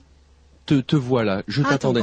Encore toi. Comme s'il y avait cette notion non plus là de personnalité, mais dans ces esprits où on va dire un égrégore collectif d'entités individuelles, mais qui ressentent et qui savent exactement où en est chacun de ces individualités négatives. Exactement. Et à chaque fois que je demandais aux gens qui m'appelaient, vous avez pu faire mon numéro? Alors souvent, ils peinent à faire mon numéro pour me trouver, c'est terrible, ou pour réussir à rentrer en contact. On me dit, chaque fois que je voulais la faire, ils me disaient, pas elle. Ah non, surtout pas elle. Souvent, c'est ça, surtout pas elle. Donc je me dis, pourquoi? Et j'ai compris qu'en fait, cet égrégore me reconnaît à chaque fois, ou reprend la conversation là où on l'a terminée avec un autre, sur une autre personne. Énorme. Tu sais, la dernière fois, tu m'as dit, me dit la nouvelle personne qui ne connaît pas l'autre. Je dis, mais qui? C'est donc toujours la même entité qui est là, ou le même égrégore qui me parle, et avec qui je dois me colter. Et j'ai compris une chose aussi, parce qu'on parle du mal, et ça fait très peur tout ça. Le mal, ça sert à quoi? Ben oui, ça sert à quelque chose. Le mal, ce qu'on va appeler le diable, parce qu'on faut bien lui donner un nom, hein, chez nous on l'appelle le diable, ça sert juste à mesurer votre capacité de résistance. Il vous dit simplement, t'es capable de me résister? Jusqu'à quel point t'es capable de me résister? Et si vous dites, tu me laisses en paix, si vous l'attrapez par le collet, tu te tires de là, parce qu'il faut être extrêmement direct, il vous laisse en paix. Si, quand on me dit, moi j'ai fait une prière, je dis, mais vous rigolez, quand il y a un cambrioleur vient chez vous, vous allez faire une prière pour qu'il sorte? Vous le chassez à coups de pied dans le derrière. On le chasse à coups de pied dans le derrière. Le mal, où on me dit quelquefois, oui, mais c'est une entité diabolique, j'ai essayé de la changer. Ah, parce que vous prétendez changer le diable et le transformer en ange. Ah, bah dis donc, alors vous n'êtes pas arrivé au bout. Non, on chasse. Il est là pour ça. Lui, il vient. Et souvent, je vais même vous dire une chose qui peut paraître étrange. Quelquefois, je me retrouve avec des gens qui viennent me voir, qui sont possédés ou qui sont infiltrés, et l'entité me dit, eh ben dis donc, ça fait un moment que je t'ai pas vu, hein.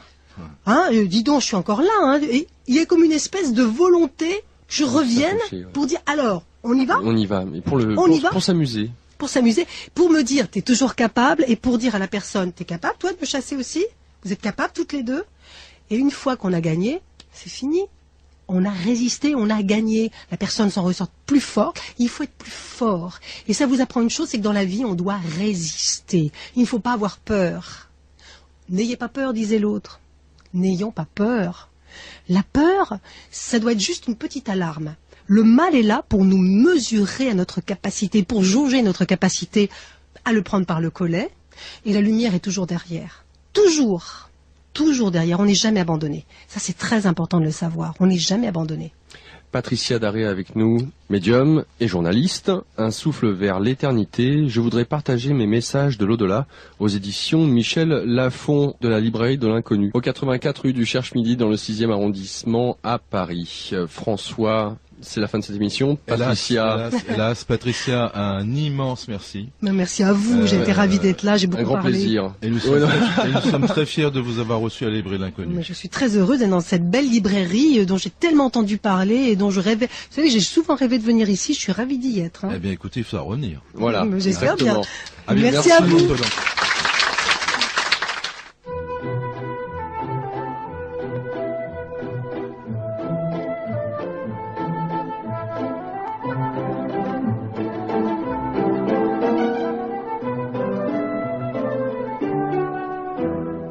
Magazine Santé et Spiritualité tous les jours de 17h30 à 19h sur Ici et Maintenant 95.2 FM, ici-et-maintenant.com pour nous écouter via Internet.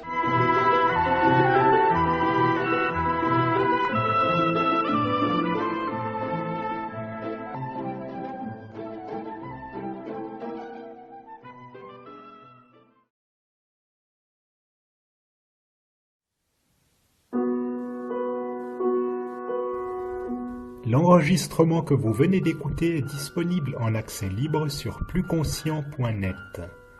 plusconscient.net.